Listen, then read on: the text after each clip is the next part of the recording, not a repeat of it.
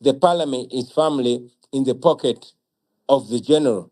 So there's not so much that you can do. What our country needs is a revolution.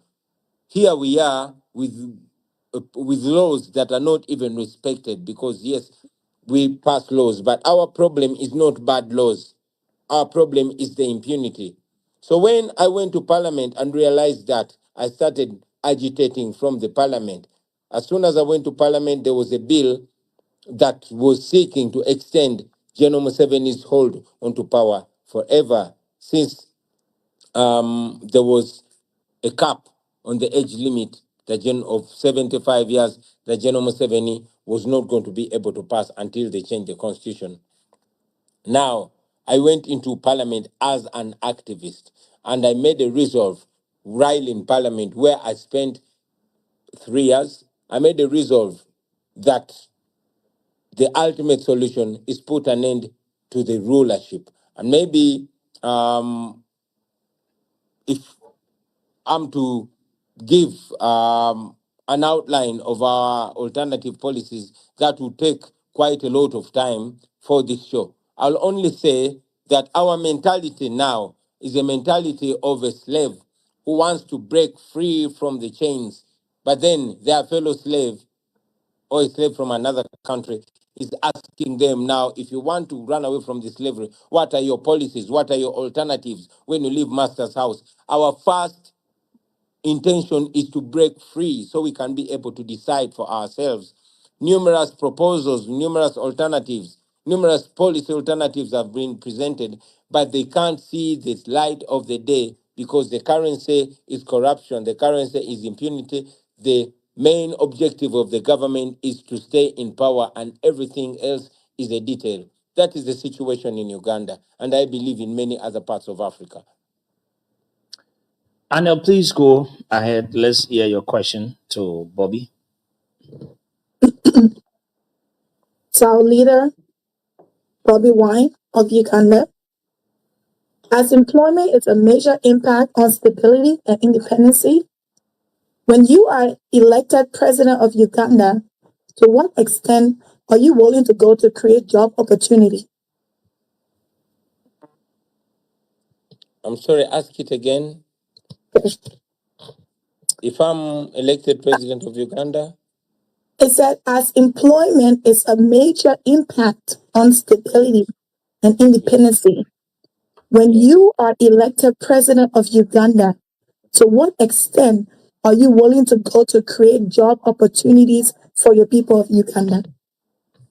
Thank you very much. I'm willing to go to every extent, but our focus is on two things, maybe many others, but in the line of employment, first we want to look at health and we want to look at education and then maybe infrastructure. Why? We want to keep our people, especially the young people, healthy so they can be a productive human resource. And then we want to educate and re-educate them.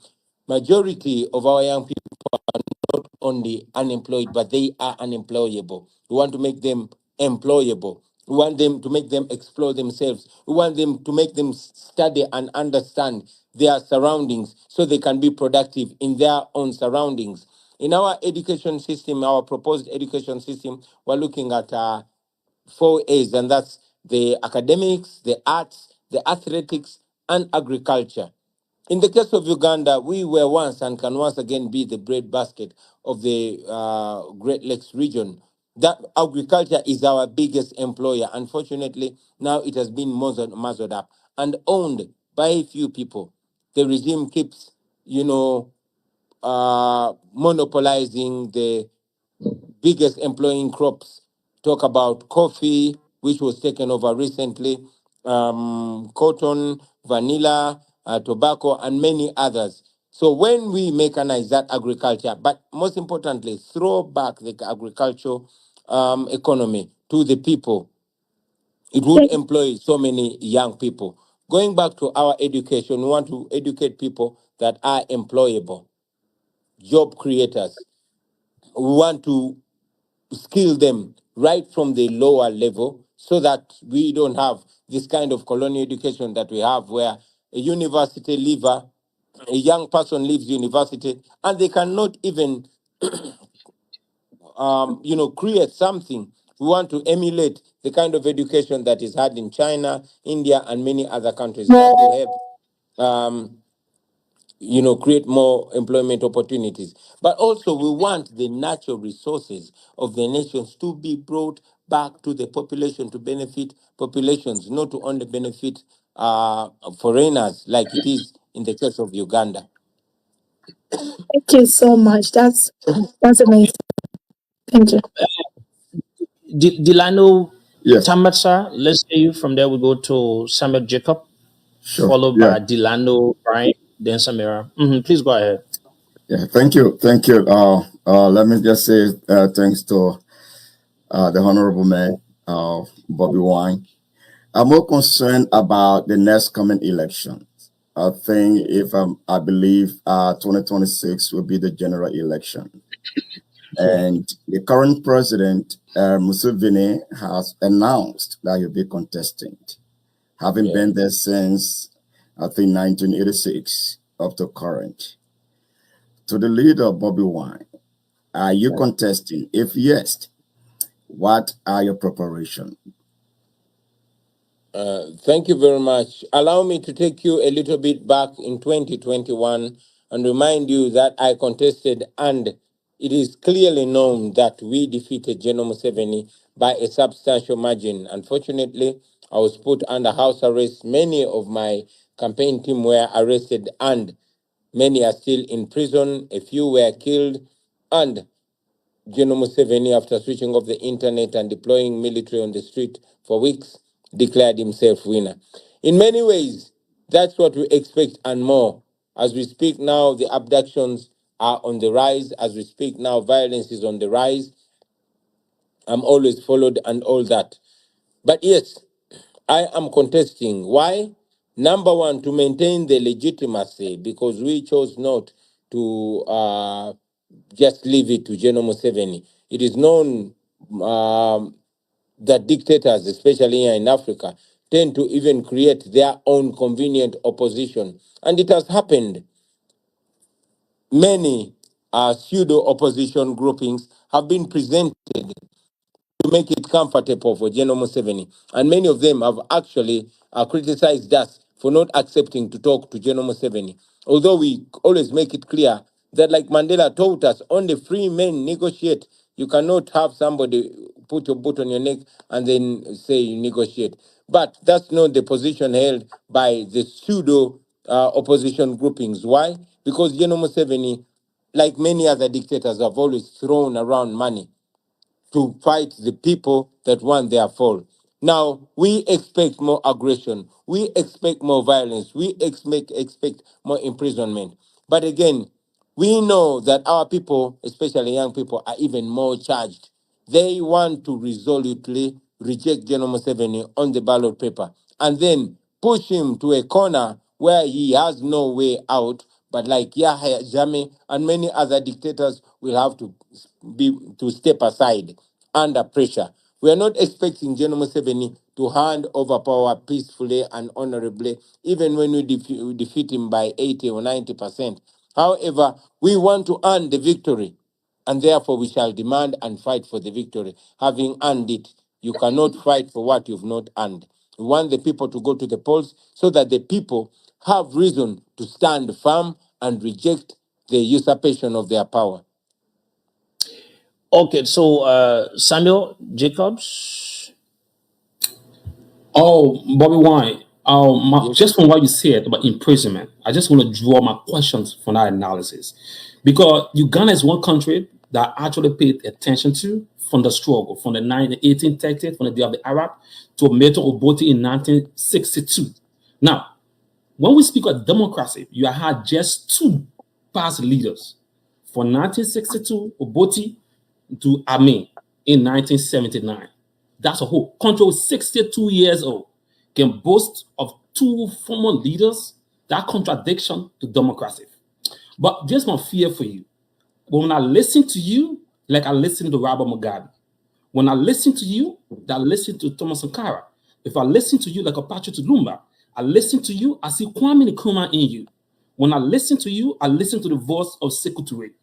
But my issue is, what strategies are you going to use to differentiate yourself from the great revolutionary? My second international college to support that would be, what is your own view with the struggle we're going through when it comes to the RCC, like taking African leaders to the Hague, RCC International Court? Or how do you view sanctions on African leaders? Don't forget, Nelson said it. It was said by Kwame Nkrumah.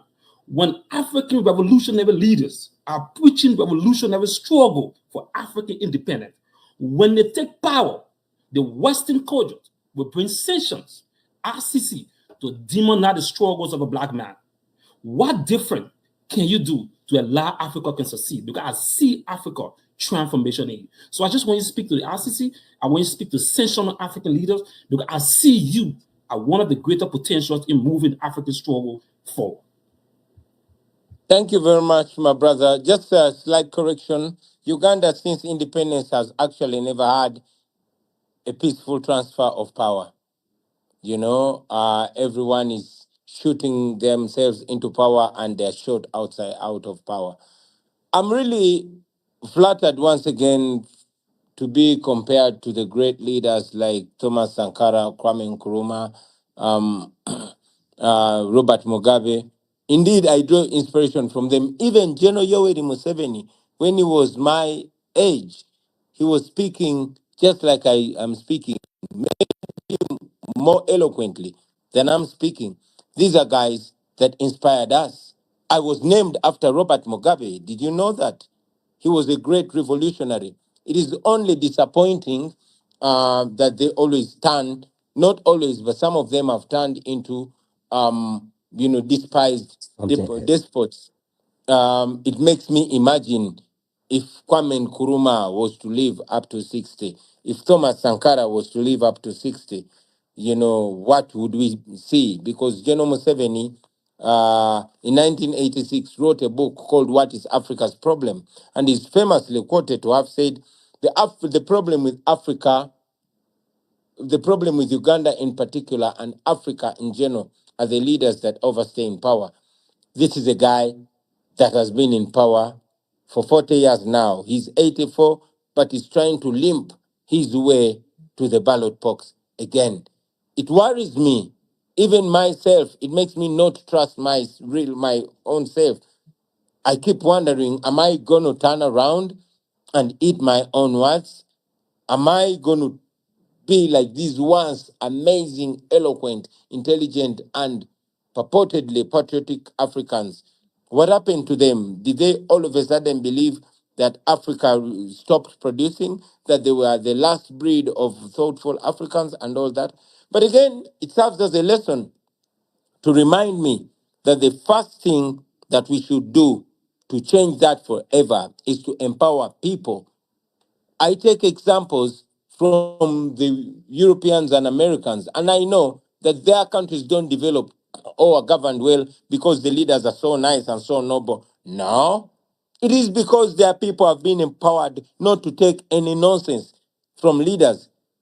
And that is what I believe we must do to our people, especially the young people, to hold leaders accountable, to say, no man, cut the crap whenever the leaders trying to bring their nonsense. That is the only way we're going to make leaders accountable to the people. The solution to our problem is to have servant leadership, where leaders will be scared of messing with their people. In that case, they will not mortgage our countries to the West. They will not sell our minerals, because we shall be land enough, we shall be awakened, we shall be able to put them on spot. All that happens when people are empowered to remove leaders and bring leaders to power. If a leader knows that it is the people that brought him or her to power, then a leader will think twice before they abuse power, before they do things that don't benefit their people. And that way, the people will be benefiting. That's my view. Okay, so we go to Delano Bryant. From there, we go to Samira. You know, Bobby, I have a brilliant question to ask you. I've listened to you explaining very well.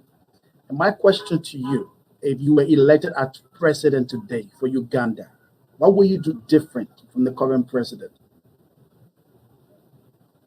I would say everything, but the first would be to demystify the presidency, to reduce the powers of the presidency, to have independent institutions, to have separation of powers, to put an end to militarism,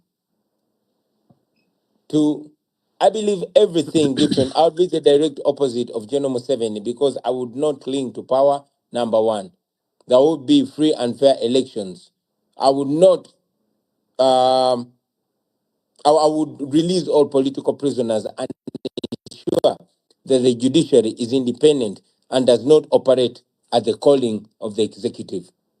I would cut corruption because now corruption in Uganda is a currency, is a way of survival for the regime. I would put an end to that. So precisely, I would be the opposite of the current regime. Samira, please go ahead. Okay, thank you, bobiwine. My question to you is, you have spoken of power to the people or people power in Uganda. Yeah. Do you see this movement resonating in other African countries?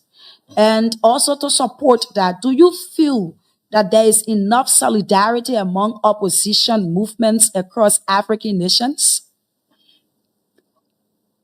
Thank you. Do I see people power moving across Africa? Oh, yeah. Okay. Look at this. Have you looked in Kenya in the past days? That should show you people power.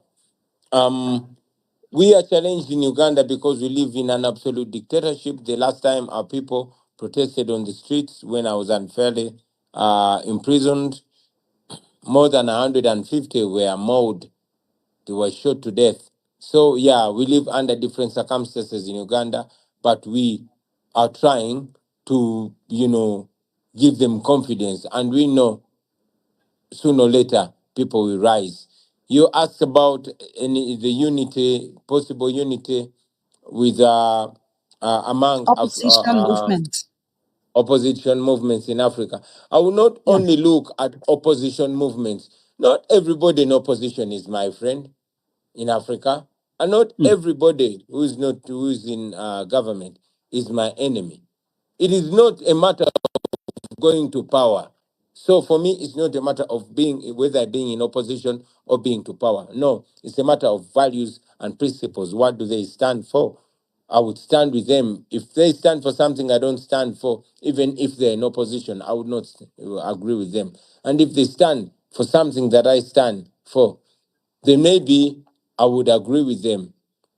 So yeah, our collaboration does not depend on who is in opposition or who is in government, but as long as you believe in servant leadership, as long as you believe in democracy, as long as you believe in human rights and the rule of law, as long as you believe in Pan-Africanism and true African independence, then you are our friend. And if you believe in the opposite, then the opposite is true. So yeah, that is how it is with us. Okay. Now, people in Uganda think that opposition political institutions are not united. So at the end of the day, the current president will always have his way through as the way things are happening in the country. How united are you opposition leaders or opposition political institutions in Uganda? Uh, I've been saying it. Well, it is not politically correct for me to say I'm not a politician, but honestly, I don't want to be called a politician. And I did not come to deal with politicians, I came to deal with ordinary people.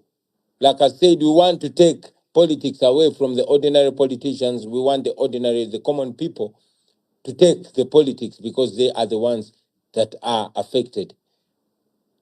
There is the political elite that have always presented themselves and purported to decide and think for the common people, only showing up every 5 years electoral for electioneering.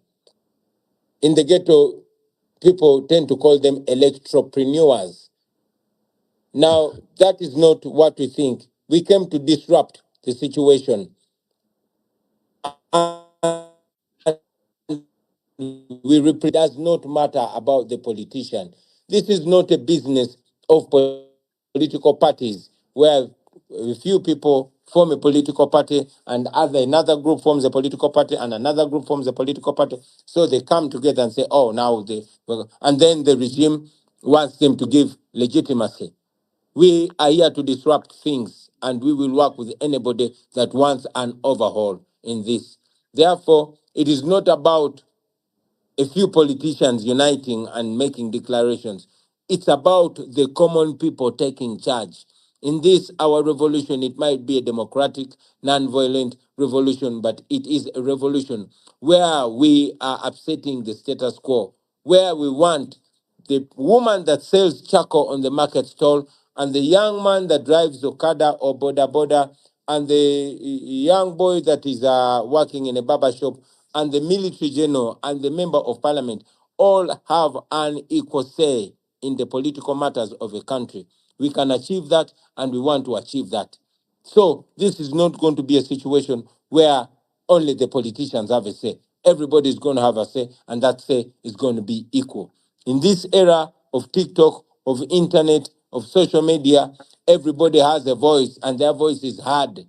Many ordinary bloggers are heard more than the politicians, and we want their voice to be heard for as long as that voice represents a substantial amount of people. So yes, it's not about only political players coming together, it's about the population coming together.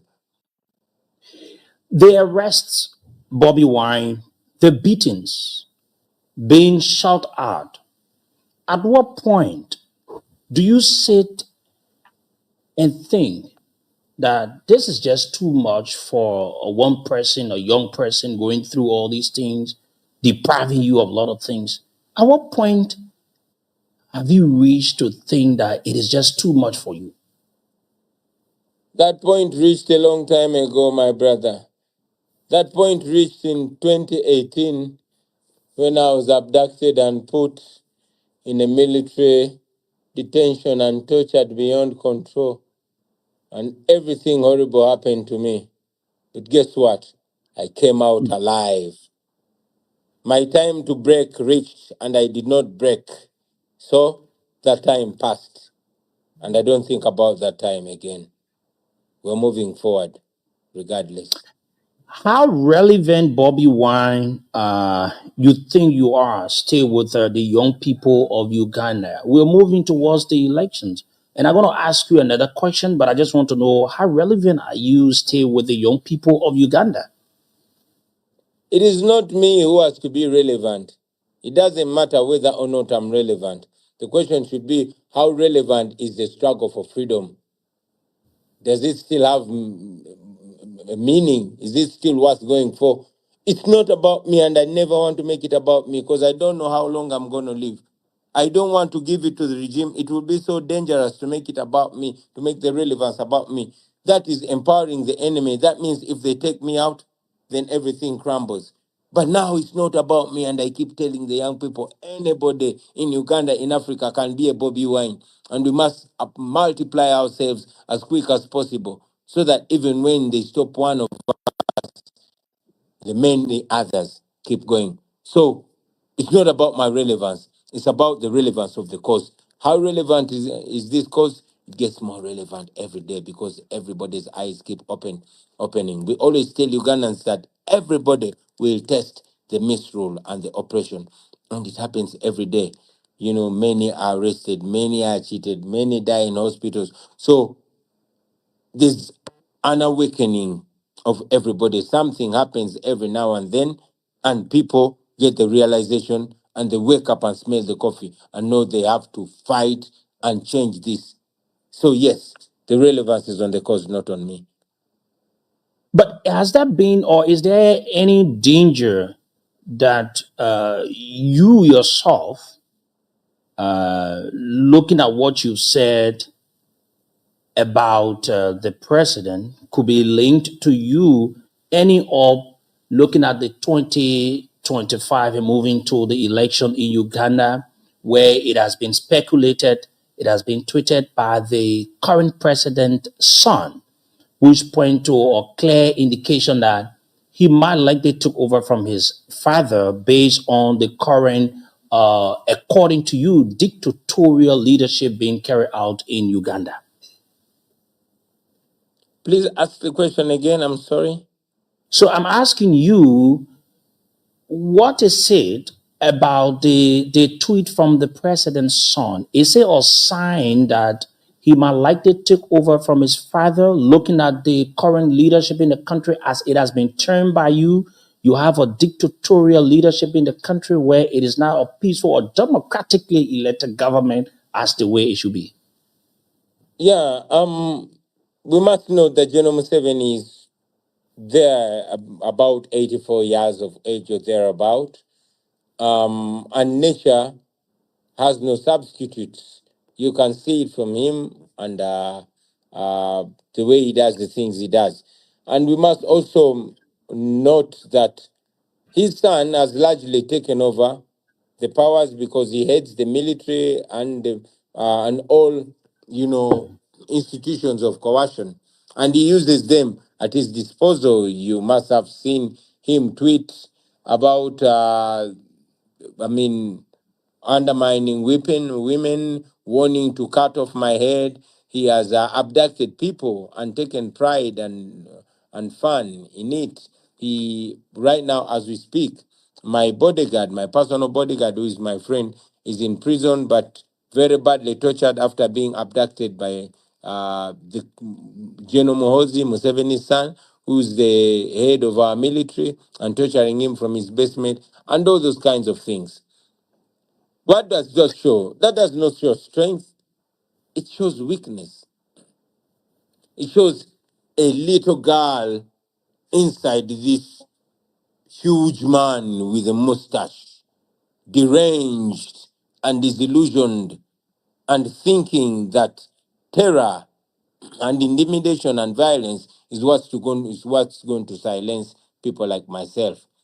We overcame. We defeated his father. We can defeat him too. Of course, it's worrying.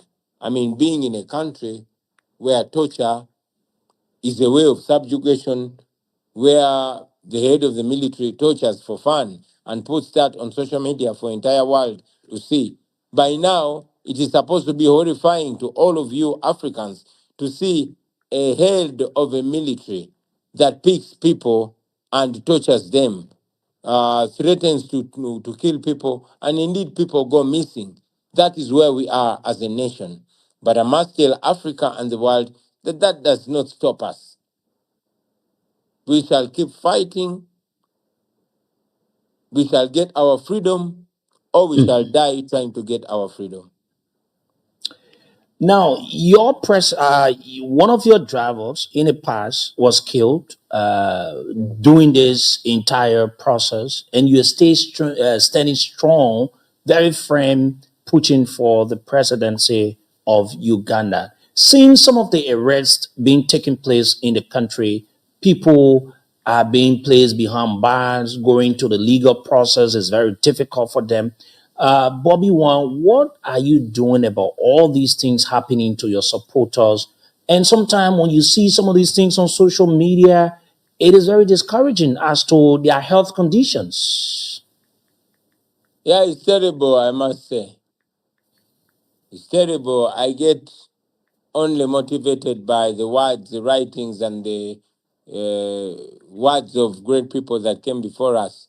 Like I said, I'm reminded that people have gone through worse. There was a woman called Harriet Tubman who was freeing slaves in America, who said, you know, she freed 1,000 slaves. She could have freed more only if they knew they were slaves. So, yeah, our people, we struggle by to remind them that they are slaves. There's nothing to lose other than their chains.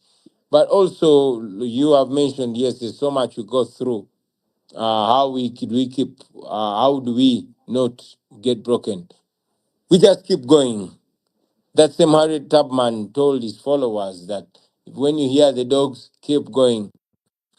When you hear the shoutings, keep going. When you hear the fired bullets, keep going. Keep going if you want to taste the sweet scent of freedom. So we just keep going regardless, because we know if we stop, we are finished. But if we keep going, then we might have a chance to life. Okay. So let's hear you, Prince. All right. Thank you so much, Sekou, and let me thank Bobby Wine for extensive deliberation. But my question is, what is your current stand on the same-sex or gay marriage? The reason I ask this question is that research have it that you were invited to a musical concert in London, two cities in London. If I'm wrong, tell me I'm wrong. And then those your performance were canceled on account of the anti-gay nature of one of your song lyrics.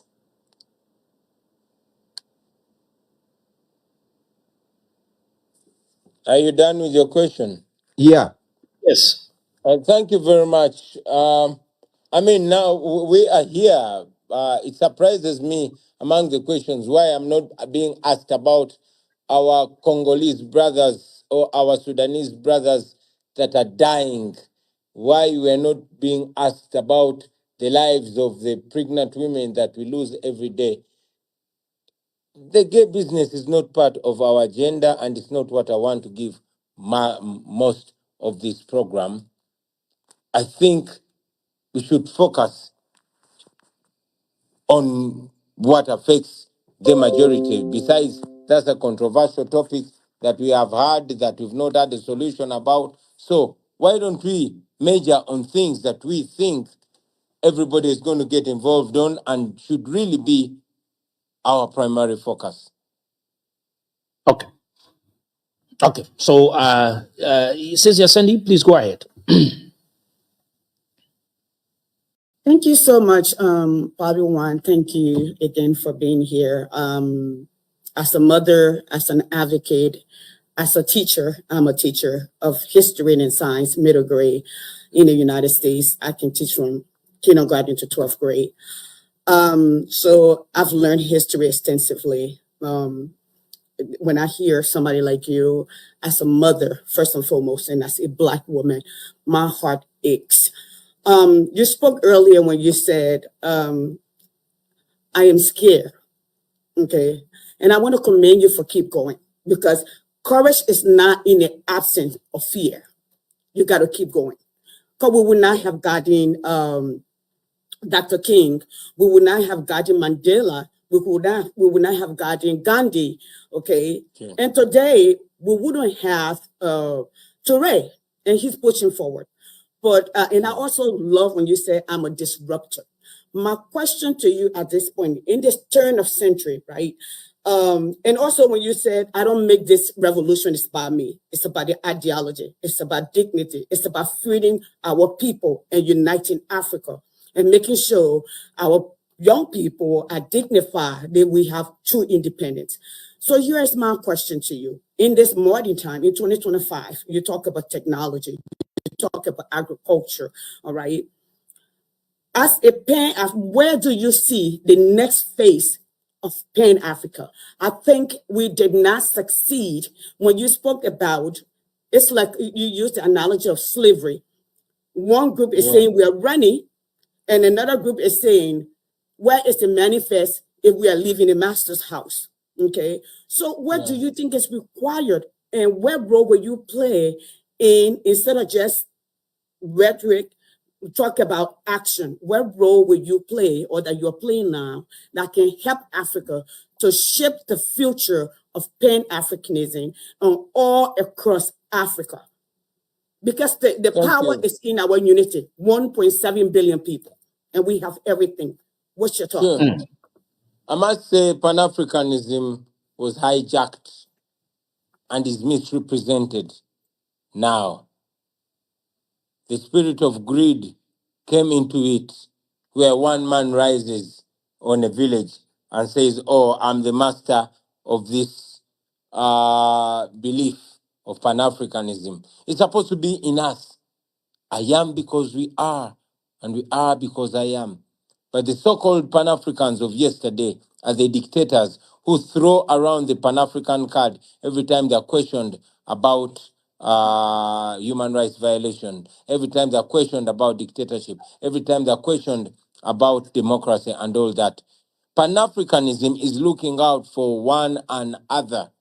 Pan-Africanism is to make sure African niceness and African blessings and African wealth benefits Africans, not one African or one group of Africans trading with the West and presenting themselves as the Pan Africans every time they are questioned about human rights, about democracy. So I strongly believe that Pan Africanism is to ensure that Africa and its wealth works to transform and promote the livelihood of the people in Africa. Pan-Africanism is what the Chinese leaders are doing.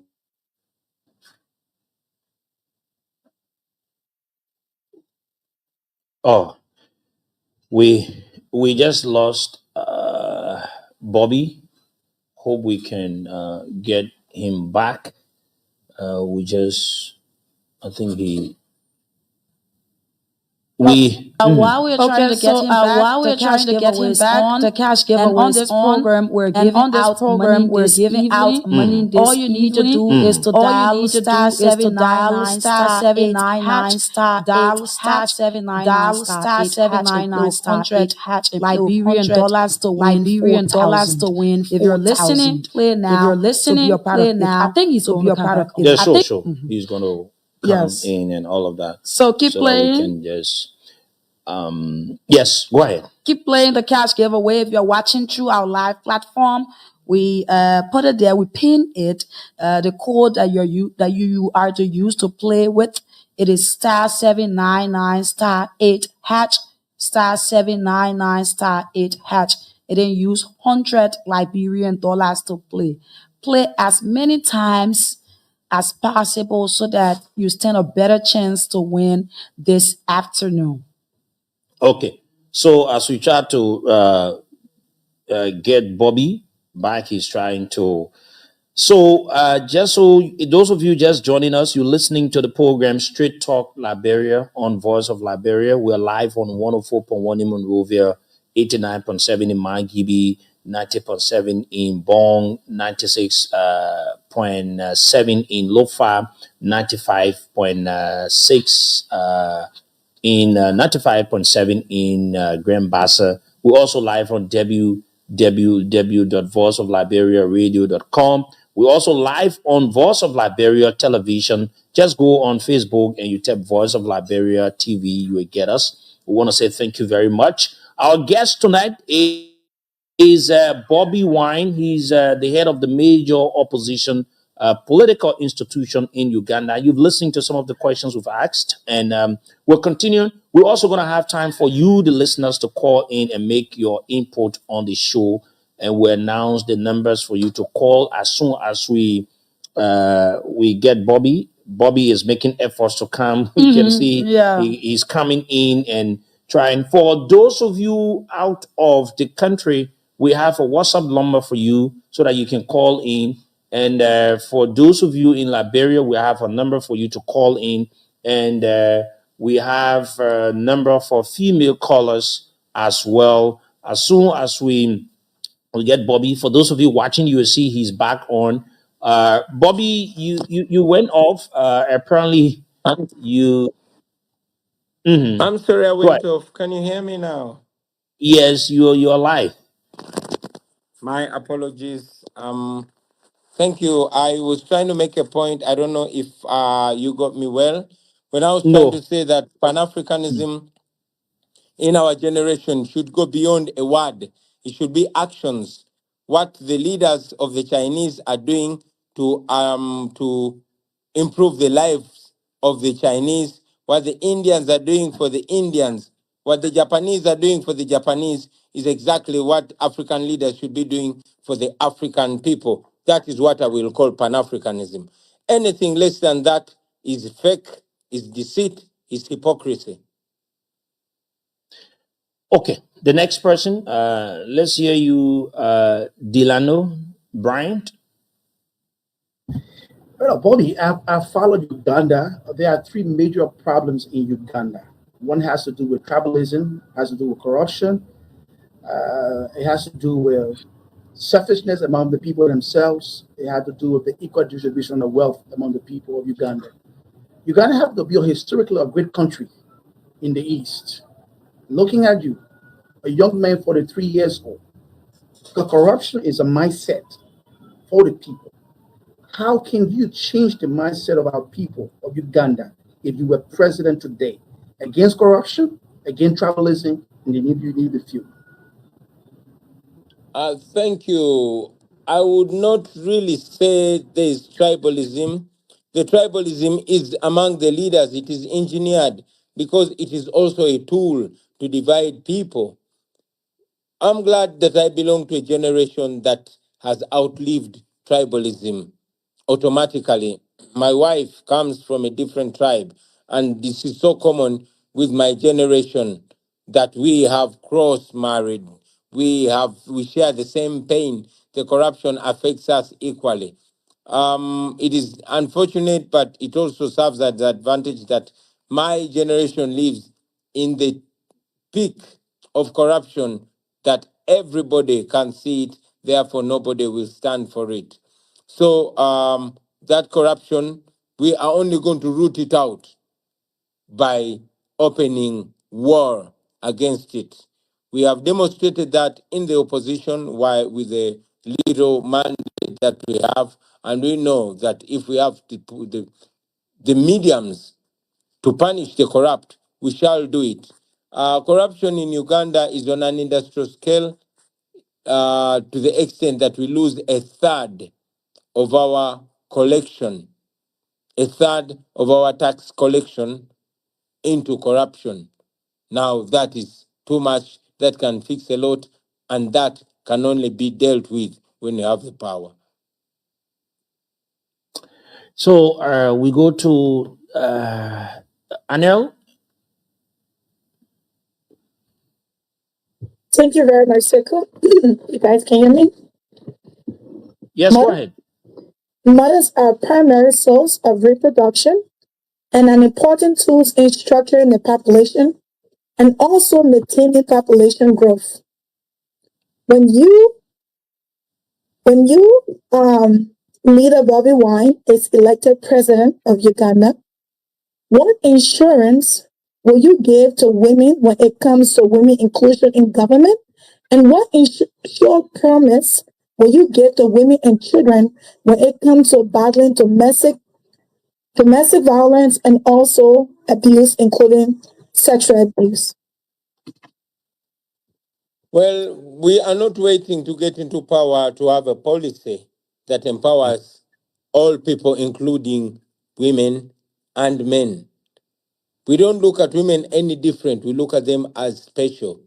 We have a policy of equality, equal rights, equal opportunities, and to have equity to ensure that men and women, boys and girls are the same, are treated the same, and have equal opportunities. That, of course, we go as far as attending to women's special needs in special times. I happen to benefit from the wealth of experience of my wife, who runs an NGO that intends to keep girls in school by providing them sanitary towels, knowing that that's the major cause of girls dropping out of school. So we want to educate the girl child at the same level with the boy child so that none of the genders has to complain. We have started on it even while we are in the position. We have a threshold of women leaders that we must not go below. That is what we believe in because we know when you educate a woman, unlike a man, you're educating a nation. And that is a resource we want to tap into. And also, I happen to be, my friends call me a feminist. I'm not sure I'm one.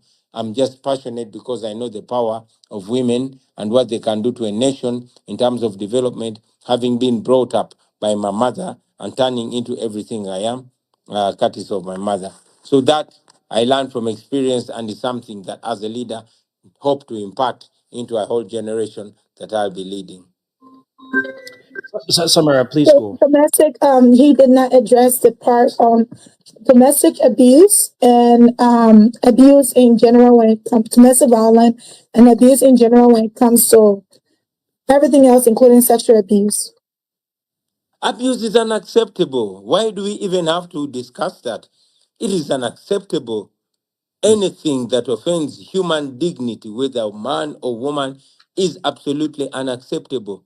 And more or less on women, that is not something to discuss. It is unacceptable. We maintain dignity. So Okay. how far will you go to battling that to make sure that comes to a stop, or at least is moderate?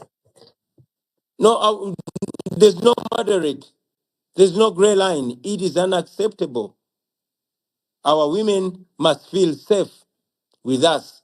And it's an African thing. What kind of man, does not ensure or guarantee safety for his women and girls?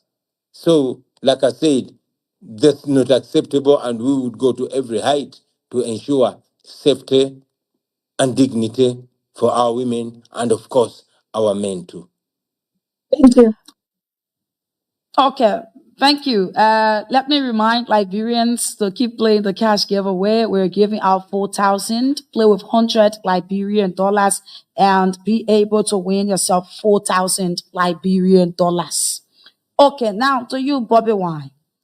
I want to know, all Liberians want to know, what lessons did you learn from the 2021 presidential election, both personally and politically? And to support that, do you believe that Uganda can ever experience a peaceful transition of power? If so, what will it take? I learned that the powers that be are very scared of the people. I learned that it's actually possible to remove a dictatorship if people are more organized and more determined. But I also learned that we as Ugandans and we as Africans, we are on our own.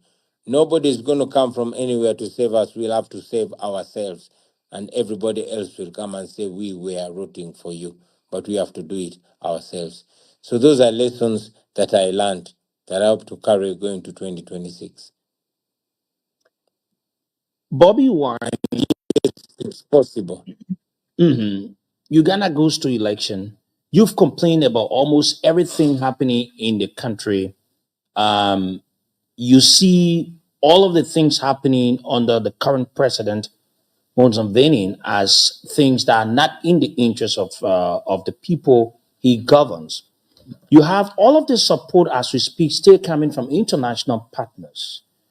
And yesterday you are complaining. Were you to be asked, bobiwine, what can you say to international partners?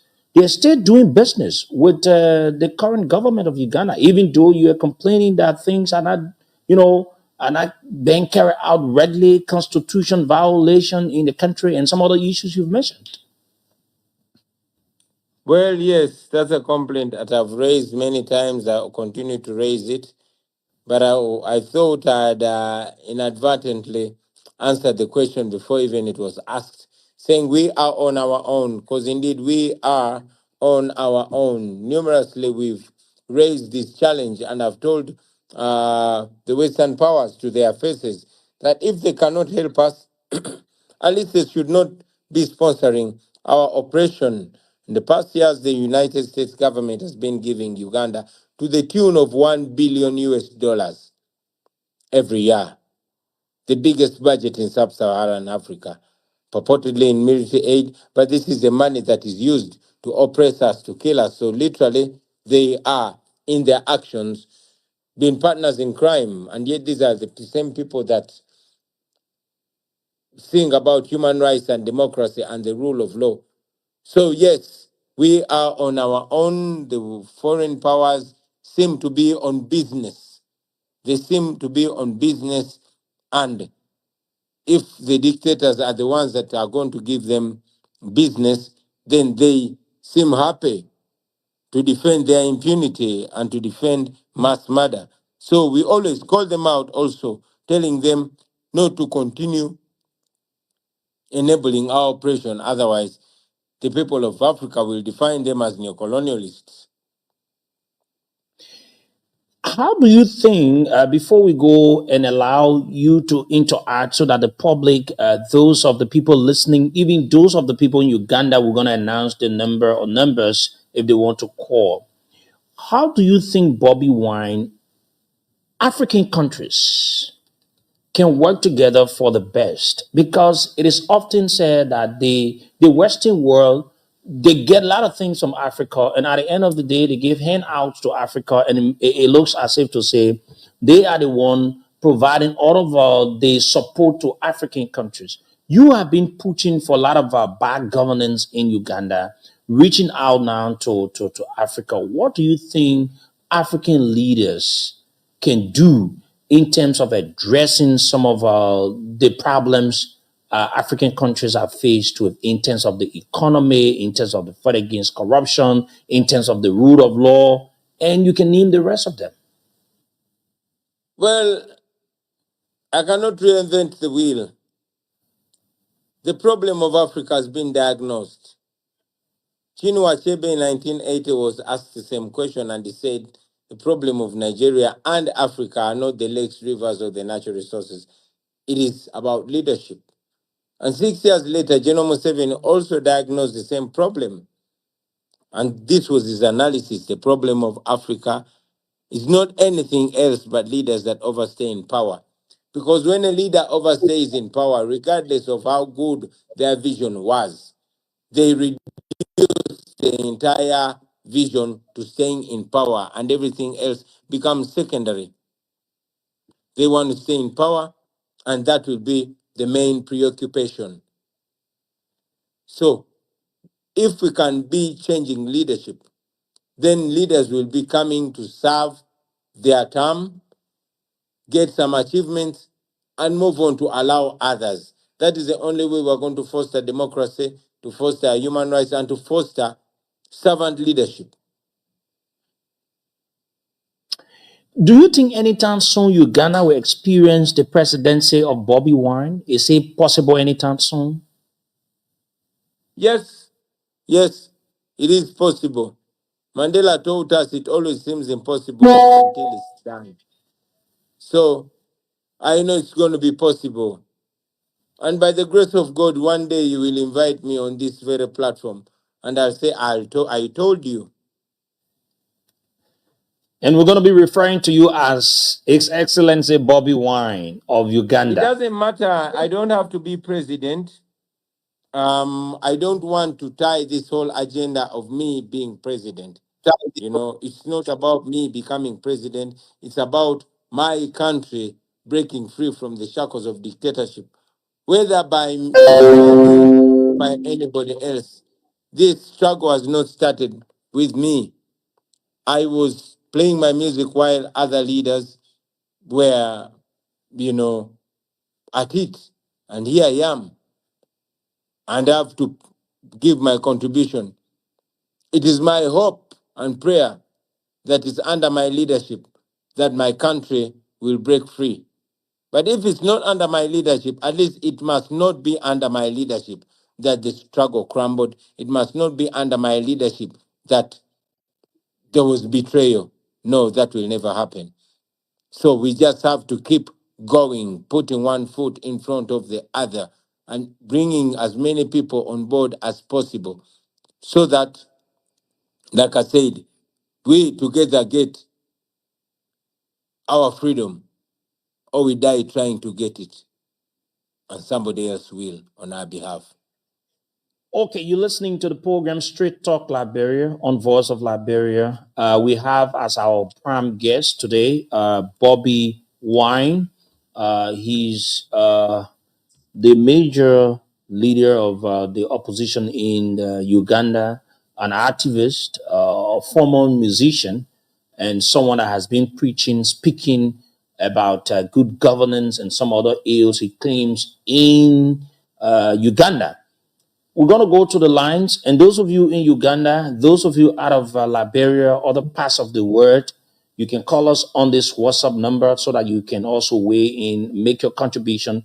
We will appreciate you asking one question if you have, or maybe you want to say something and just straight to what we've discussed. +231 777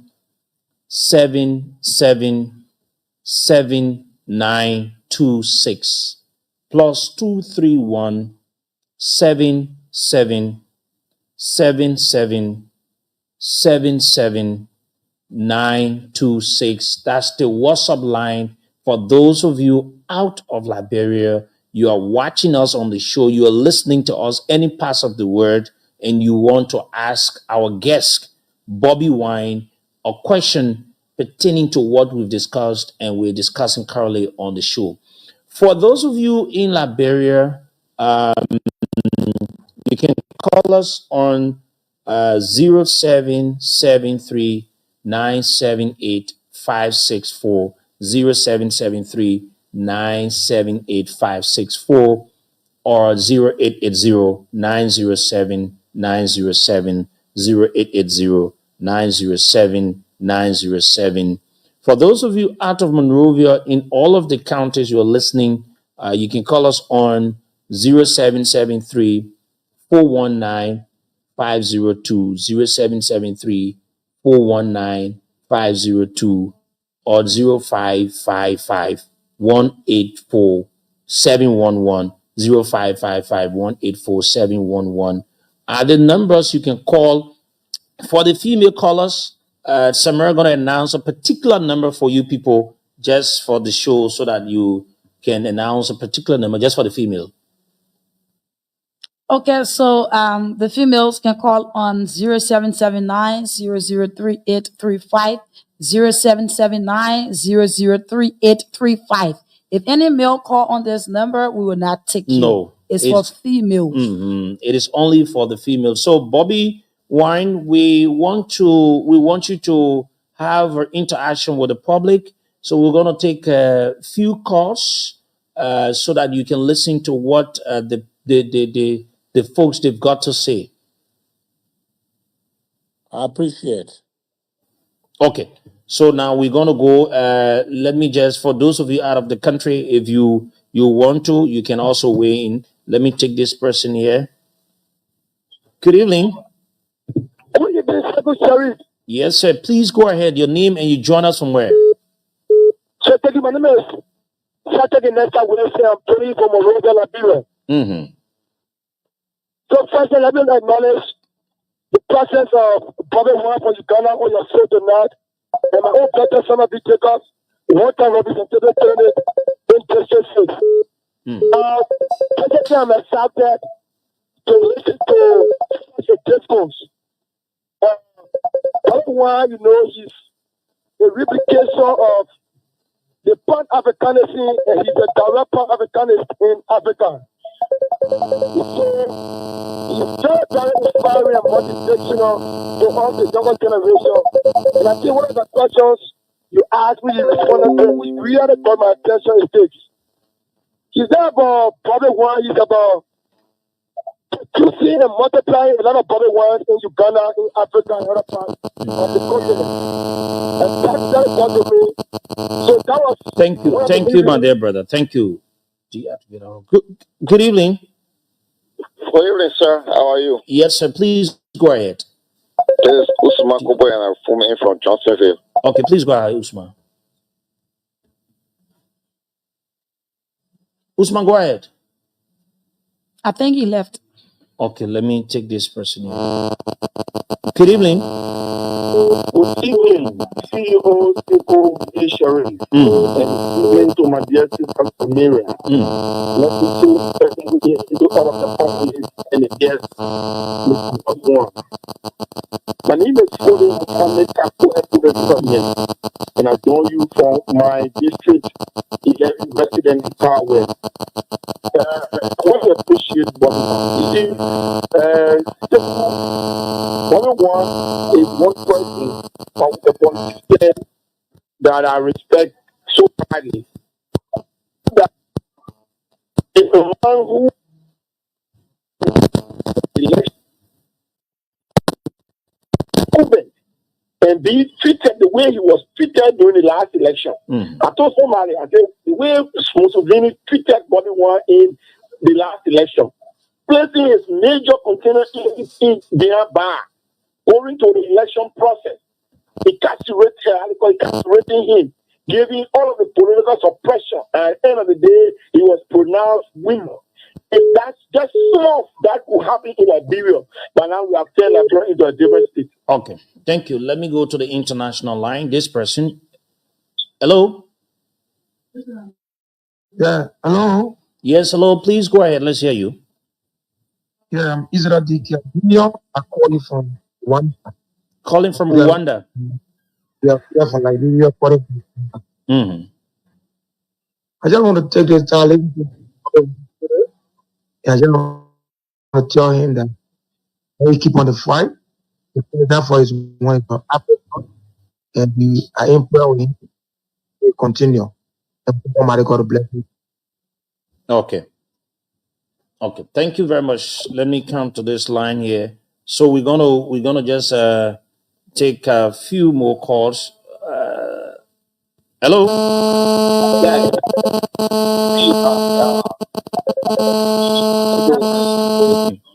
Let me take this person. Hello. Hello. Yes, please go ahead. Hi, my name is Evan Scotio.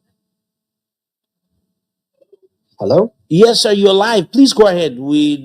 Just go ahead. Right. My name is Evan Scotio. I call from Canada, and I'm someone who has always been following Bobi.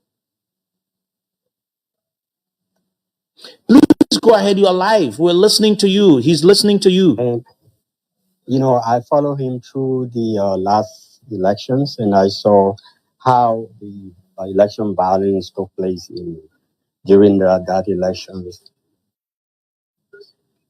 and things were very, very difficult. My question here is that what electoral reforms he has seen that are in place that he can trust for the upcoming elections, whether they will not be rigged as they were in the past.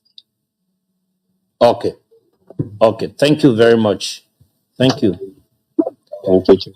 Hello. Good evening. Yes, please go ahead. Good evening, CEO Sheikh. Please go ahead. Good evening to Bobi Wine of Uganda. I'm David E. Harris, and I call from Benson Street. Sir Bobi Wine, I always speak highly about the West.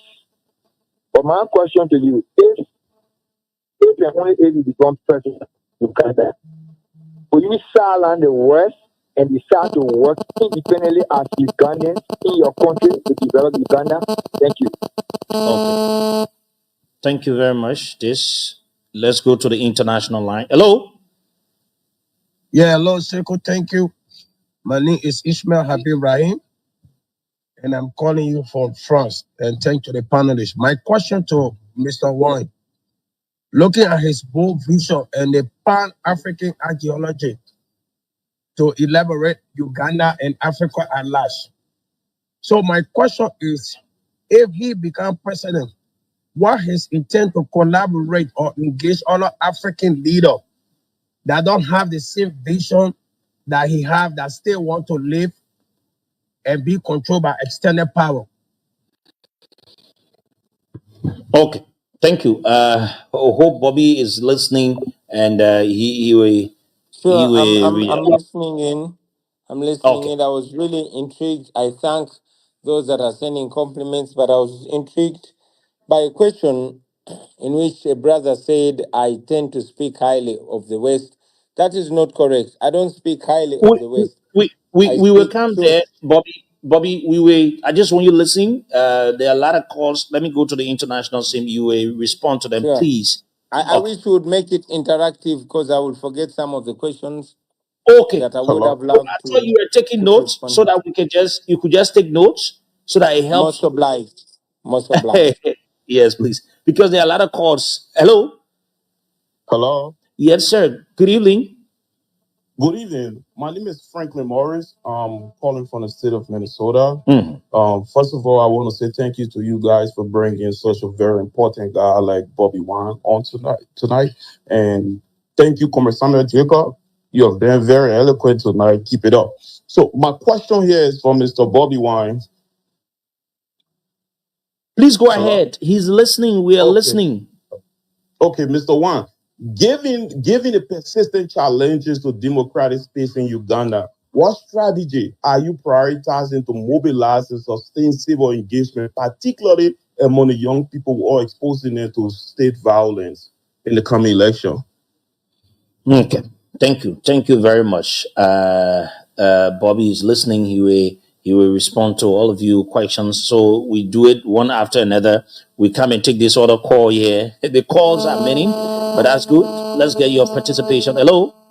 Yeah, good evening, Tickle Sherry.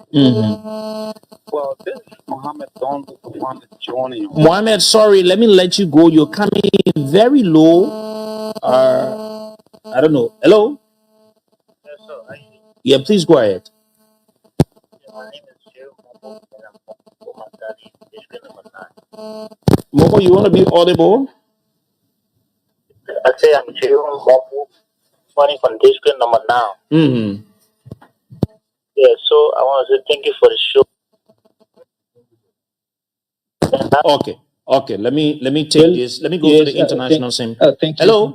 Thank you so much. Thank you so much, sir, and for giving us this opportunity, most especially to the President of the Republic of Uganda, His Excellency Joelssenyonyi Robert.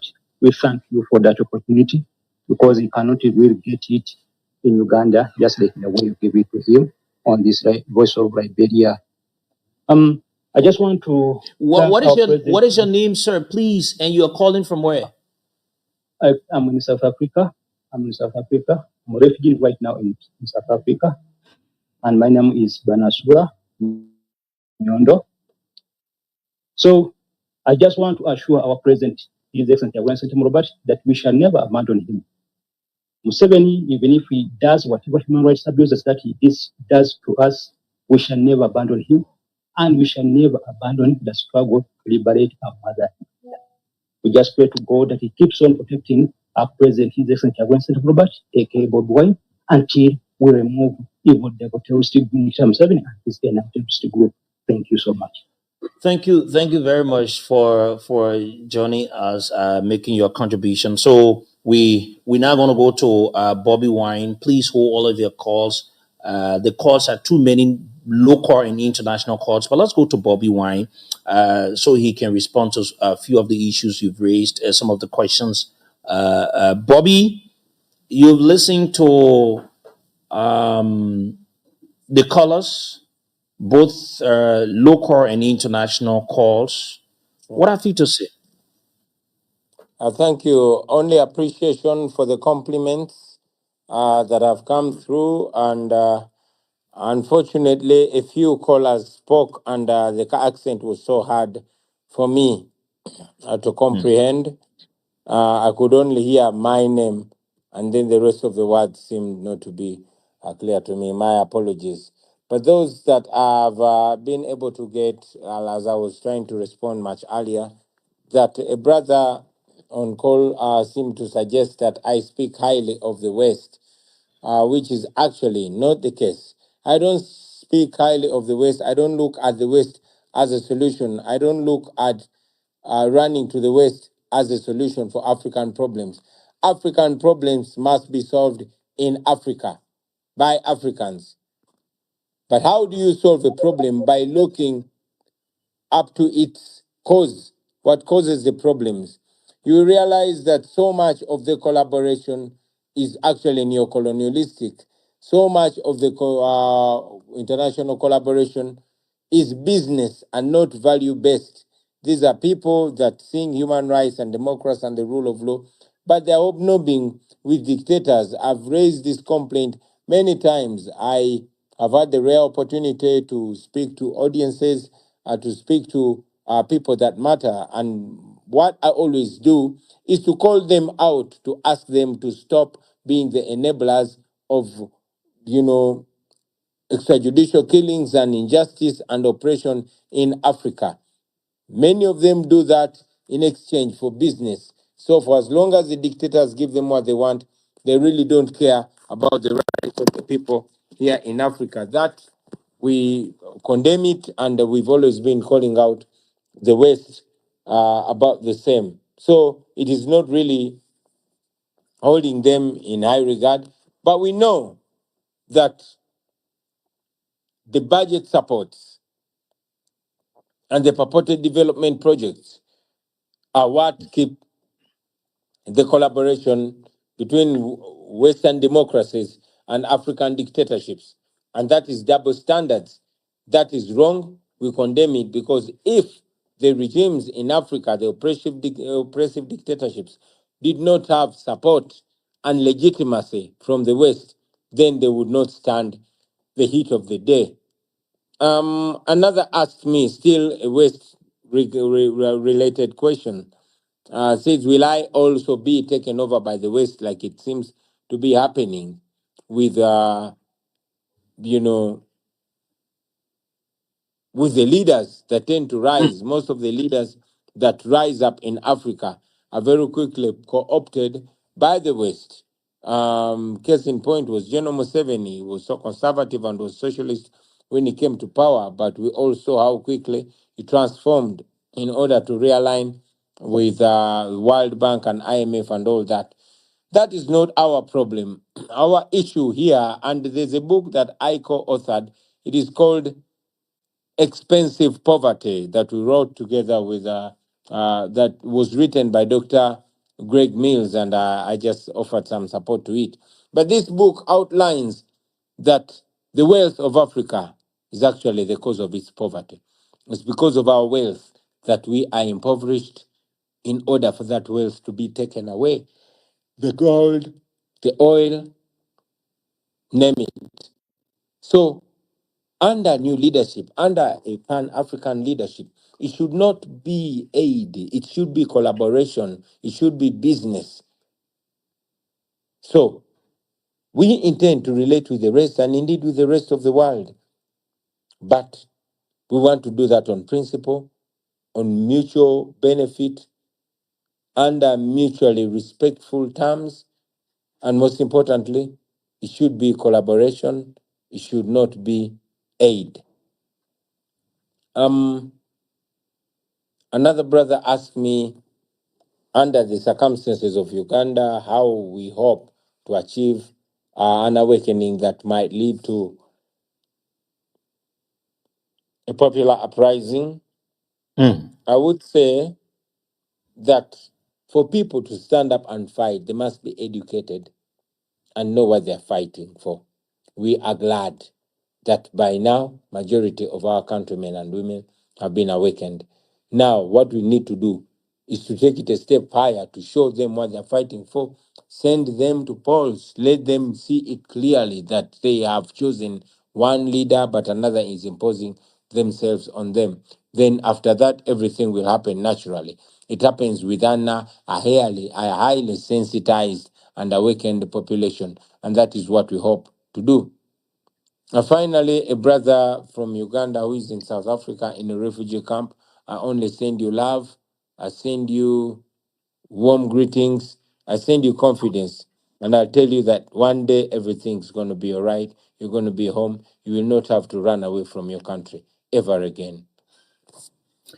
Okay, thank you for all of the calls, bobiwine. We want to say thank you very much.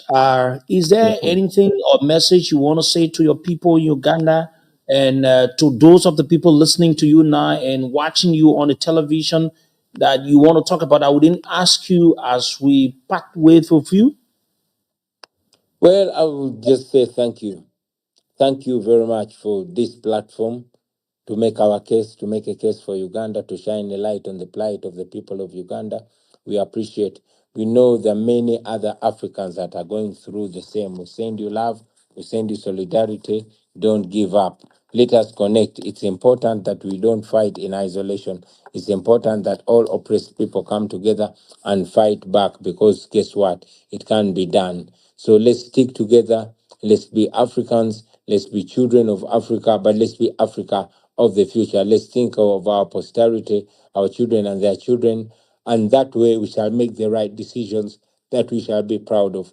Thank you very much. I send greetings to fellow Ugandans, those that are fighting for better, and I'm telling you that one day everything's going to be all right. Bobiwine, before you go, they say a musician is always a musician. You want to get it there quick? A teacher is always a teacher. Do you want to sing one of your songs that you you produce in Uganda? Our producer is trying to do it, but I think it's late. It was a song you did way back then. I wanted to get the name of the song. Can you just give us a little lyrics of that song? You call it in your local dialect where you can see this. I don't know. Let me just do it. Even though our producer should have done it. I think it's Wendy. Wendy, eh? Wendy, Yes, something Wendy. Wendy. Something. Yeah, well, I love now that I'm speaking to people that don't understand my local dialect. I would since I'm an artist, I'll just give a little a cappella for you, just to sign off. Okay. And I'll say, our people complaining night and day. They wonder why we continue to live this way. But I know that things can change someday. If we really want them to change anyway, Africa is the land of abundance. But the Africans living in deficiency. The leaders want life presidency. We must abandon that silly tendency. Africa rich, but the African poor, because the leaders them drunk on power. They run nation like family affair. The citizens suffer, but they don't care. Boom. Blessed love, you don't know. Voice of Liberia. This is Bobby Wine. Saying, Thank you very much, Bobiwine. It has been a thank you great very time. much, and God bless. Thank you. Thank you. Thank you, We Bobby hope to Wine. have these kinds of conversations in time to come. Thank you. That is it. We want to say thank you, gentlemen. Let's do what you guys made of the interview. Let's just get in few seconds, and then we move ahead to something else. Yeah, let me get your. Let me go to the Lana Bryant.